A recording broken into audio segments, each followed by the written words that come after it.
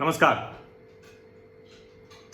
कांग्रेस कार्य समिति की बैठक से जो खबरें निकल कर आई हैं वो कमाल की हैं। नहीं, कमाल इसलिए नहीं है कि राहुल गांधी को फिर से अध्यक्ष के तौर पर पदासीन करने का दबाव बढ़ गया है। अशोक गहलोत, यूथ कांग्रेस के अध्यक्ष और ऐसे ढेर सारे लोगों ने, हरीश रावत, इन सब लोगों ने फिर से दबाव बनाना शुरू कर दिया है कि आप राष्ट्रीय अध्यक्ष की कुर्सी पर फिर से आसीन हो जाइए। और ठीक है, 2019 में हारे थे मई में, अब जून 2020 चल रहा है, 1 वर्ष हो गया। हार की जिम्मेदारी भी ले ली, नैतिकता भी दिखा दी, बिना पद के ढेर सारे जिसको कहते हैं राजनीतिक कर्तव्य भी कर ली। जगह जगह से जो कहा वो ठीक नहीं साबित हुआ उस पर भी। लेकिन सबके बाद ये है कि कांग्रेसियों को भरोसा है कि अंत में राहुल बाबा ही पार्टी चला पाएंगे। लेकिन ये कमाल की बात तो हम सब जानते हैं। असली कमाल की बात जो हुई कांग्रेस कार्य समिति में, जो खबरें छन छन कर आ रही हैं, वो गजब चौंकाने वाली। राहुल गांधी ने, जो आरपीएन सिंह ने कहा कि भाई हमें एहतियात बरतना चाहिए, हालांकि बाद में वही बात अहमद पटेल ने भी कही, लेकिन राहुल गांधी ने उसी अवसर का लाभ उठाते हुए, अब सवाल यह है कि क्या आरपीएन सिंह ने इसीलिए वो कहा जिससे राहुल गांधी उसको बोल सकें, अपनी वो बात कह सकें। और वो बात ये कि प्रधानमंत्री नरेंद्र मोदी से मैं डरता नहीं और मैं उनके ऊपर हमले करता रहूंगा, और दूसरे लोग हमला करने से डरते हैं। अब आप सोचिए, वैसे तो ये बात सुनने में बड़ी अच्छी लगती है कि जो विपक्ष का नेता है, घोषित अघोषित जो भी कह लीजिए, कार्यकारी अंतरिम जो भी कह लीजिए, हालांकि अभी वो कुछ नहीं है, सामान्य सांसद है, लेकिन विपक्ष का जो घोषित नेता है उसके लिए सबसे स्वाभाविक और सबसे सामान्य क्या है, वो यही है कि प्रधानमंत्री की कुर्सी पर बैठे हुए व्यक्ति को लगातार वो चिताता रहे, लगातार उसके गलत पर उंगली रखता रहे, लगातार देश की जनता को यह भरोसा दिलाता रहे कि विपक्ष के नेता के तौर पर वो जनता के हितों को लेकर सचेत है, सतर्क है, देश को किसी भी गड़बड़ी से बचाने के लिए अगर सरकार कहीं पे कमजोर पड़ेगी तो उसके साथ है, लेकिन अगर खुद गड़बड़ कर रही है तो वहां उसके खिलाफ खड़ा मिलेगा। यह सबसे सामान्य और स्वाभाविक तरीका है राजनीति का। और उसी में जब विपक्ष का नेता यह भरोसा पैदा कर लेता है कि नहीं, जो सत्ता में है, जो कुर्सी पर बैठा हुआ नेता है, उससे ज्यादा बेहतर तरीके से वो देश चला सकता है, तो जनता कुर्सी सौंप देती है। और राहुल गांधी का इसीलिए लगातार नरेंद्र मोदी पर हमला करना बहुत अप्रत्याशित नहीं लगता, बहुत गलत नहीं लगता है। लेकिन अब जो मूल बात है, क्या राहुल गांधी नरेंद्र मोदी के गलत पर सवाल खड़ा कर रहे हैं? क्या राहुल गांधी नरेंद्र मोदी से जब सवाल पूछते हैं, जब हमला करते हैं, तो देश की जनता के हितों की बात कर रहे हैं, या फिर वो नरेंद्र मोदी पर निजी हमले करके उस प्रधानमंत्री की कुर्सी पर बैठे हुए व्यक्ति की विश्वसनीयता सिर्फ खत्म करना चाहते हैं? अब ये तो पहले हो चुका है ना। देश ने वो देखा कि 10 साल एक प्रधानमंत्री रहा, जो विदेश का प्रतिनिधिमंडल आता था, राष्ट्राध्यक्ष आते थे, तो सोनिया जी मुख्य कुर्सी पर रहती थी और दूसरी कुर्सी पर मनमोहन जी रहते थे। दुनिया, मतलब ये बड़ा अजीब है, दुनिया में ऐसा उदाहरण कहीं नहीं मिलेगा, लेकिन यहां मिला। वो राजमाता जैसी भूमिका में रही, और चूंकि राजा की कुर्सी पर उनका वंशज नहीं था, उनका पुत्र नहीं था, तो इसलिए जो फर्क होता है, जो अंतर होता है, जो भेद होता है, वो साफ साफ दिखा। और वही साफ साफ दिखा जब कांग्रेस कार्य समिति की बैठक में राहुल गांधी ने, जो पुराने लोग हैं, आप कुछ भी कहें, जो सोनिया गांधी के सहयोगी थे, जिन्होंने कांग्रेस पार्टी की बेहतरी में अपना जो भी कहें जीवन वो लगाया था, मैं ये नहीं कह रहा हूं, मैं एकदम पक्ष में होता हूं कि एक समय के बाद कांग्रेस की पूरी लीडरशिप बदलनी चाहिए। पूरा का पूरा जो तंत्र है उसको बदल जाना चाहिए, वो किसी पार्टी का हो। नहीं बदलेगा तो आडवाणी जी जैसे मनमोहन सिंह को चुनौती देते रहते थे लेकिन कुछ कर नहीं पाए।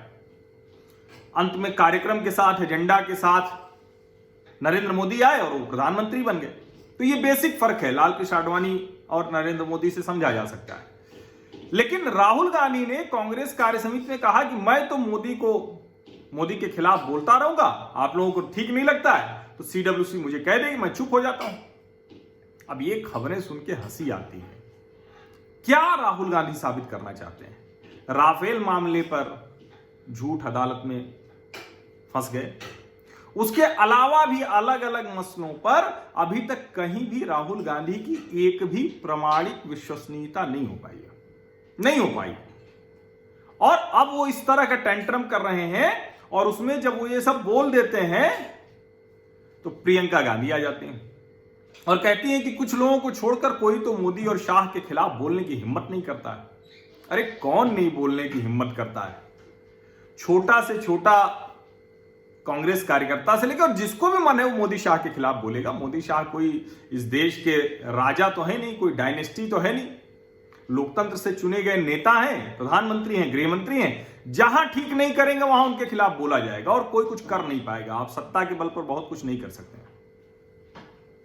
आप प्रताड़ित कर सकते हैं जैसा आपातकाल में हुआ था, आप देश भर में 150-200 एफआईआर करा सकते हैं जैसा अर्नब गोस्वामी के मामले में हुआ था।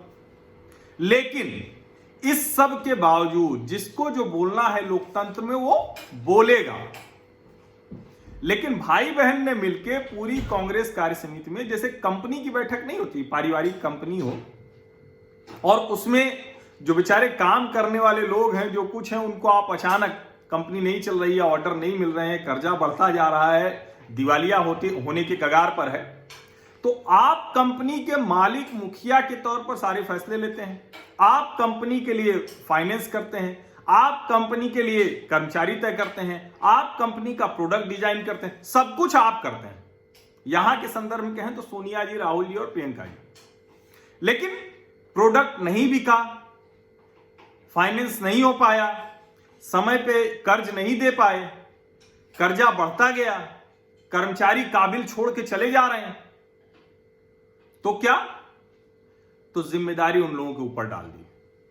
और यह बड़ा खतरनाक है देश की मुख्य विपक्षी पार्टी का और उसके जो मालिकाना परिवार का यह व्यवहार खतरनाक है। यह लोकतंत्र के लिए अच्छा नहीं है, क्योंकि अंतिम में जेपी नड्डा भाजपा अध्यक्ष के तौर पर हमला कर दे रहे हैं।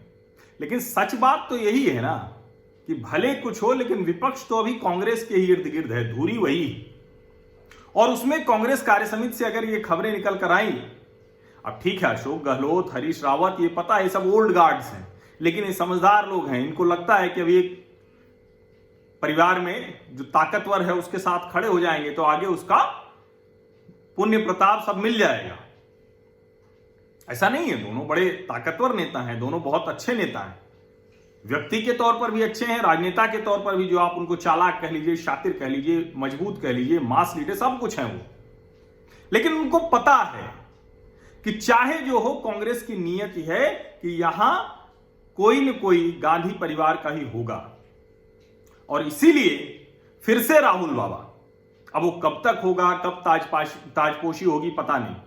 और सोचिए कि जब देश महामारी और सीमा पर चीन से इतने बड़े विवाद के बीच में है, तो कांग्रेस पार्टी के नेता राहुल गांधी, उनकी सारी कोशिश और उनके समर्थकों की सारी कोशिश यही है कि किसी तरह फिर से वो ये इस तरह से आ जाएं कि देखिए क्या चीन के मसले पर फंसाया, क्या क्या सवाल कठिन पूछे सरकार से।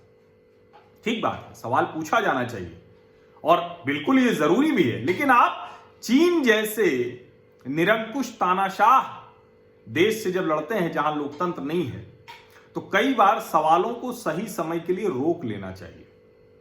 कई बार संसद में वो सवाल पूछ लेने चाहिए, कई बार रक्षा मंत्री, प्रधानमंत्री और गृह मंत्री से समय लेके जाके वहां सवाल पूछना चाहिए।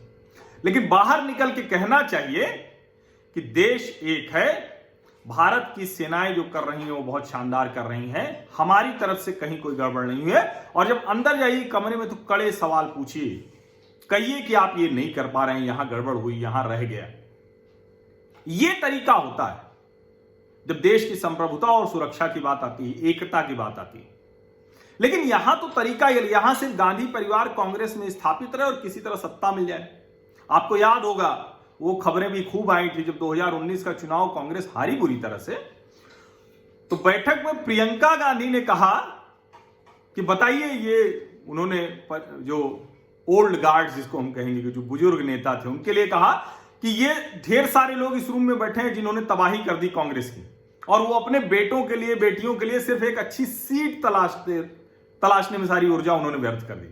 और प्रियंका ये बोलते भूल गई कि भाई 42-44 सीटों की आप प्रभारी थी, 2 सीट जीत जाती थी कांग्रेस, रायबरेली और अमेठी, वो भी एक हार गई। और वो ये भी भूल गई कि जिन राहुल गांधी के लिए वो बैटिंग कर रही हैं और उस आधार पर कह रही हैं कि लोग अपने बेटे बेटियों के लिए सुरक्षित सीट, तो भैया अमेठी जैसी अति सुरक्षित सीट से और सुरक्षित सीट की तलाश में वायनाड चले गए थे राहुल गांधी। और इसीलिए मैं कह रहा हूं ये अच्छा नहीं है, भारतीय लोकतंत्र के लिए बेहतर होगा कि अच्छे नेता आए, अच्छा नेता खड़ा हो, कांग्रेस में भी अच्छे नेता खड़े हो और विपक्ष की दूसरी पार्टियों में भी जो नेता एक मजबूत विपक्ष को खड़ा कर सकें। बहुत जरूरी है ये, लोकतंत्र के लिए ये बेहद आवश्यक है। राज्यों में अलग अलग पार्टियां जिंदा हैं, अच्छा काम कर रही हैं, लोकतंत्र खूब चल रहा है, लेकिन केंद्र में एक मजबूत पार्टी का होना जरूरी है जो पूरी गंभीरता के साथ, पूरे परिपक्व तरीके से ये काम कर सके। और इसीलिए कांग्रेस कार्य समिति से जो फिर से राहुल बाबा वाली खबरें आ रही हैं, ये बहुत निराश करने वाली हैं। और खास करके उसमें जो बैठक हो रही है जिसमें राहुल प्रियंका मिलकर सबको हड़का रहे हैं कंपनी की मीटिंग की तरह, कह रहे तुम सेल्स नहीं कर पाए, तुम मार्केटिंग नहीं कर पाए, तुम ब्रांडिंग नहीं कर पाए, तुम प्रोडक्ट की क्वालिटी नहीं चेक कर पाए, जबकि सबका जिम्मा खुद उनके पास था। जब कोई क्वालिटी चेकर नेता बनता है तो उसको धीरे से पास कर दिया जाता है 10 जनपद से। तो आप सब कुछ मालिक आप हैं, सारे फैसले अपने पास हैं। किसके पास? वही माताजी और भाई बहन, और कंपनी वालों को गाली दे रहे हैं कि अरे क्यों कुछ नहीं हो रहा है। तो ठीक वही है कांग्रेस में भी, चुनाव नहीं जीत रहे, टिकट आप बांटेंगे, फैसला आप करेंगे, सब कुछ आपके हाथ में। कैसे हो पाएगा भाई? कम से कम थोड़ा तो मतलब इतना तो राजनीतिक मर्यादा रखनी चाहिए ना। अगर एक समय में मुलायम सिंह यादव, लालू यादव, या एक समय में सोनिया गांधी, या कोई भी जब राजनीतिक पार्टी किसी व्यक्ति से चलती है तो उसमें ताकत होती है ना, वो सब कुछ कर लेता है, फिर कंपनी के लोगों को दौड़ाता है, तुम जाओ ये करो, तुम जाओ वो करो, जैसे शरद पवार करते हैं, जैसे केसीआर कर रहे हैं तेलंगाना में, जैसे ममता बनर्जी कर रही पश्चिम बंगाल में, जैसे लालू यादव करते थे, अब वो नहीं कर पा रहे हैं, अब तो उनका बड़ा बुरा हाल है। तो वो लोग करते, जैसे ठाकरे परिवार करता है। जब आपके पास ताकत होगी तो फिर उस ताकत का आप इस्तेमाल करते हैं। आप ही जैसे अमित शाह ने किया, और 2019 के लोकसभा चुनाव के बाद की सांसदों की बैठक में एक सांसद ने कुछ कहा तो अमित शाह ने कहा कि मुझे पता है कि आप कितना अपने बल पर जीते हैं। ये भी खबरें आई थी। तो लेकिन इन खबरों पे जब आप ताकत के साथ कुछ करते हैं तो वो सामने वाला सुन लेता है। कांग्रेस को ये बात समझनी चाहिए, राजनीति ऐसे नहीं चलती है, राजनीतिक दल ऐसे नहीं बड़े होते हैं। फिर से राहुल बाबा से नहीं बड़े होंगे। बहुत बहुत धन्यवाद। कांग्रेस पार्टी को शुभकामनाएं।